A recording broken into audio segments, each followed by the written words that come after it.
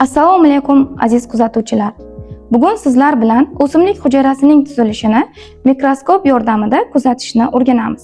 Tajribamizning maqsadi turli xil o'simlik namunalaridan foydalanib mikroskopda hujayrani kuzatishdan iborat. Nima deb o'ylaysiz aziz kuzatuvchilar? Biz o'simliklarsiz hayotimizni tasavvur qila olamizmi? Xo'sh, o'simlik hujayrasi o'zi qanday tuzilishga ega?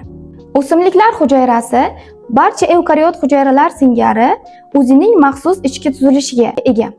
Birinchilar qatorida bu yadro.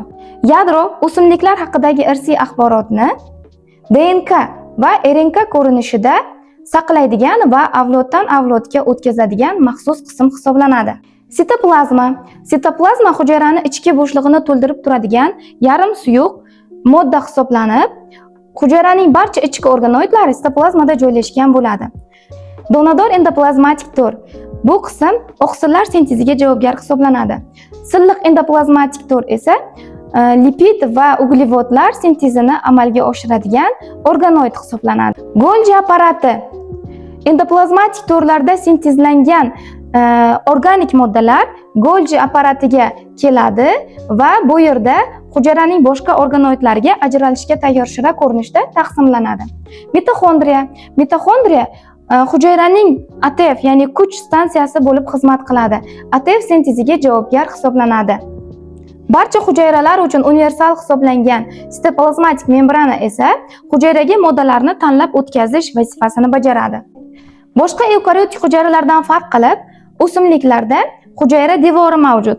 Hujayra devori o'simlik hujayrasining shaklini belgilaydi, ichki organoidlarni mexanik ta'sirlardan himoya qiladi, to'liq o'tkazuvchanlik vazifasini bajaradi. O'simliklarda hujayra devori maxsus polisaxaridlar bo'lgan kletchatkalardan iborat. Endi tajribamizning ilmiy asosiga to'xtaladigan bo'lsak, tajribamiz davomida biz turli xil o'simlik namunalaridan foydalanamiz. Bular suvda o'sadigan suv o'ti o'simligi, pomidor mevasi va piyoz po'sti hujayralarini mikroskopdan foydalanib kuzatishni o'rganamiz. Bundan tashqari, tajribamiz davomida biz yorug'lik mikroskopidan, buyum oynachalaridan qoplag'ich oyna, o'tkir pichoqcha, qaychi, pipetka, suv, metilen ko'ki va yod eritmasidan foydalanamiz. Birinchi tajribamiz piyoz po'sti hujayralarini mikroskopda o'rganishdan iborat. Birinchi o'rinda piyozni tashqi qattiq qobig'ini ajratib tozalab oldik. Keyin uning yupqa ichki qismidan namuna tayyorlab olamiz. Piyozning yupqa qavatidan namuna kesib oldik va uni buyum oynasiga joylashtirdik. Endi unga bir tomchi suv tomizamiz va mikroskopning kichik obyektivida kuzatishni boshlaymiz. Ko'rib turganingizdek, piyoz po'stining yupqa qavatidan tayyorlangan preparatda har bir piyoz hujayrachasi leykoplastdan iborat ekanligini, hujayralar cho'ziq shaklda ekanligini va zich joylashganligini kuzatishimiz mumkin. Nima uchun aynan piyoz hujayrasi faqat leykoplastlardan iborat? Chunki piyoz tugunak bo'lib yer ostida joylashganligi sababli u fotosintez qilmaydi. Har bir hujayrasi tashqi tomondan hujayra devori bilan qoplangan va hujayra devori o'simlikni shaklini belgilab turibdi.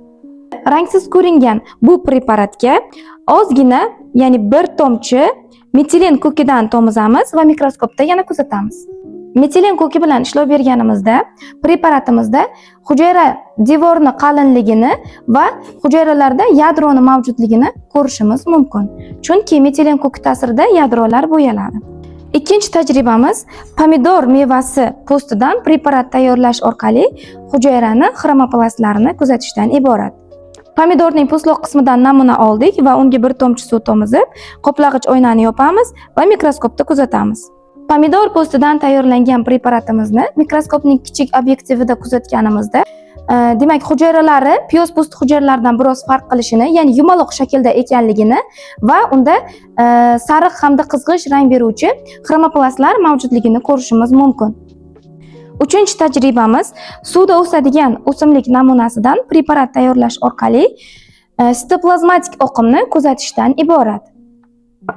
Buning uchun suv o'ti namunasidan bo'lakcha qirqib olamiz. Suvda o'sadigan o'simlikni bargidan namuna oldik va unga bir tomchi suv tomizib, qoplag'ich oynani yopamiz va mikroskopda kuzatishni boshlaymiz. Suv o'ti namunasini mikroskopning kichik obyektivida kuzatganimizda, demak bunda ham boshqa o'simliklar dunyosi vakillari singari hujayra qobig'ini qalin ekanligini va hujayralarning zich joylashganligini kuzatishimiz mumkin. Bundan tashqari, bular ham o'simliklar dunyosi vakili bo'lganligi uchun yashil xloroplastlarni kuzatishimiz mumkin. Endi mikroskopning katta obyektivida kuzatsak, sitoplazma oqimini kuzatishimiz mumkin. Mikroskopning katta obyektivida qaraganimizda, har bir hujayrasida sitoplazma oqimini borayotganligini kuzatamiz. Sitoplazma oqimi bu o'simlik hujayrasida oziq modda va kislorod qaysi tomonga harakatlansa, o'sha tomonga harakatlanayotganligini kuzatamiz. Xlorofil donachalarini shu oqim bo'ylab harakatlanayotganligini ham kuzatishimiz mumkin. O'simlik yorug'lik ta'sirida fotosintez jarayonini amalga oshirayotganligini yaqqol dalili hisoblanadi. Tajribamizning xulosasi shunday bo'ldiki, turli xil o'simlik namunalarini kuzatishimiz orqali o'simlik hujayrasi qanday tuzilishga ega ekanligini va undagi asosiy tuzilmalarni aniqlab oldik. Bular o'simlikning hujayra devori, sitoplazmatik membranasi, sitoplazmasi, yadrosini, ayniqsa yorug'lik mikroskopidan foydalanib biz yaqqol kuzatdik.